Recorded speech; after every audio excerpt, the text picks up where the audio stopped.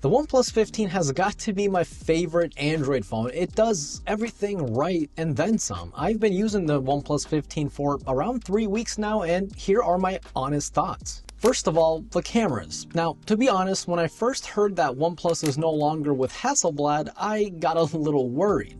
But after taking over 100 photos, I can't really say I notice a difference. That's mostly because of the new DetailMax engine, which learned the Hasselblad way and incorporated the look into the new processing engine. So the photos still look great from its triple 50 megapixel cameras as well as its 32 megapixel selfie camera. And they still have that signature OnePlus look and feel, especially once you throw in some of those awesome pre-built filters. OnePlus has always taken unique looking photos, and the trend continues. Every photo you take is just guaranteed to look great, and in fact, I actually prefer it over my iPhone 17 Pro Max. And yeah, video is coming soon, believe me. By the way, if you guys are fans of no BS videos, I always just say it how it is. I'm just a normal guy. I'm just giving you guys my honest thoughts. If that's something that you like, definitely consider subscribing. Now, speaking of video, up to 4K 120Hz Dolby Vision HDR or up to 8K 30 for the highest resolution. This might be my favorite video camera on an Android phone so far. It's crazy stable, fantastic HDR, and what I truly love is the fact that it doesn't have that annoying rubber band effect. What I mean is, usually with other Android phones, if you're recording a video and you're panning as you're recording, maybe you're panning from this side over to this side, that moment when you stop and then start into the other direction, like the video that records, it's weird. It's almost like there's a rubber band effect, as if the optical stabilization is trying to fight the phone instead of kind of just letting it happen. You know what I mean? Anyway, that issue is just not here on the OnePlus 15, and I love that. The build quality also just feels, it looks and feels fantastic. I've been using it without a case, and just look, I didn't wipe it down or clean it. There's not a single fingerprint, yep, there we go. Smooth, so smooth. There's not a single fingerprint anywhere on the chassis. I mean, this is such a clean design, and I definitely prefer it over the OnePlus 13 by a long shot. What do you guys think? Personally, this has got to be, like I said, probably the best looking Android phone out right now. Snapdragon 8 Elite Gen 5 is obviously powering this phone, along with an absolutely massive 7,300 milliamp hour battery. And OnePlus gives you a charger in the box. What's up with that? That's amazing. Hey, companies, all of you who aren't doing that, stop.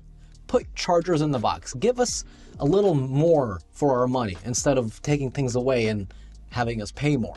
To say this phone flies through anything, it's kind of a massive understatement, because obviously it's going to, right? No issue with that whatsoever. What I'm more interested in is the efficiency, and that's where the Snapdragon 8 Elite Gen 5, that's where it really shines. That being said, overheating, it's non-existent. I haven't ever felt this phone get remotely what I would consider hot. It gets warm like all phones do, but even if we compare it to the 1-year-old iPhone 16 Pro Max, that phone, okay, that's a bakery. That phone, it gets hot for no reason. This phone is just so nice. It sips power when it needs to and then chugs it when it needs to.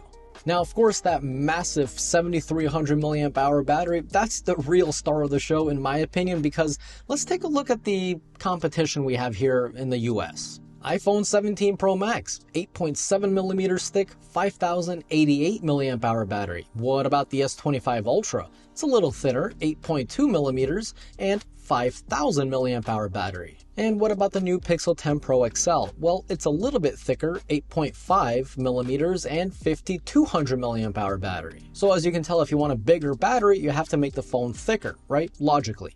But that's not always the case. Not with silicon carbon batteries. OnePlus 15, 8.1 millimeters thick, by the way, thinner than any of the other phones mentioned, and it has a 7,300 milliamp hour battery. A whole 1,100 more than the next highest phone, which is the Pixel. That's insane. That's the beauty with silicon carbon batteries. They're way more energy dense, so you can fit more energy into the battery without necessarily making it any thicker. And like I mentioned, you get a fast charger in the box. You don't get that with Google, Samsung, Apple. And I like that OnePlus gives us the entire package and not just some of it. So how fast can you charge the OnePlus 15 with the included adapter? I mean, it's even funny to talk about. Let me put things into perspective. Brush your teeth and have a shower, or vice versa. I'm not your dad. You can do what you want. But by the time you did that, hey, congrats, you have enough power for the entire day. I mean, it's that good. On a full battery, you're easily going to be getting 2 days out of this phone, which is, I mean, that's incredible. That means less cycles that you're putting your battery through over the span of its life. For example, if you have an iPhone and you charge it every single day, well, every single day there's a new cycle that goes to the battery. But with something like the OnePlus, that's once every 2 days. So effectively, you're kind of extending the life of the phone by not having to charge it as much. Even if it only lasts a day and a half, that's still half more than, you know, your previous phone probably.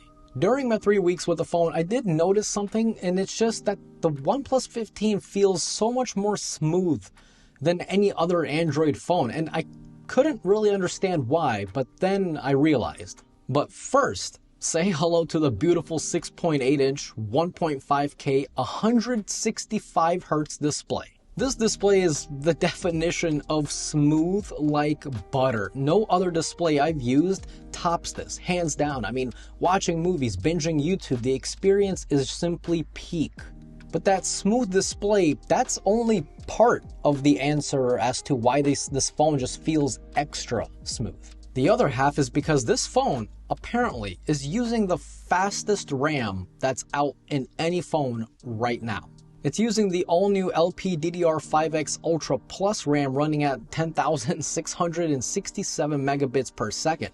Now, as a comparison, the typical smartphone RAM is LPDDR5X, which runs at approximately 8,500 megabits per second. What this means for you is that apps simply stay open longer. Gaming will have faster texture loading and smoother transitions.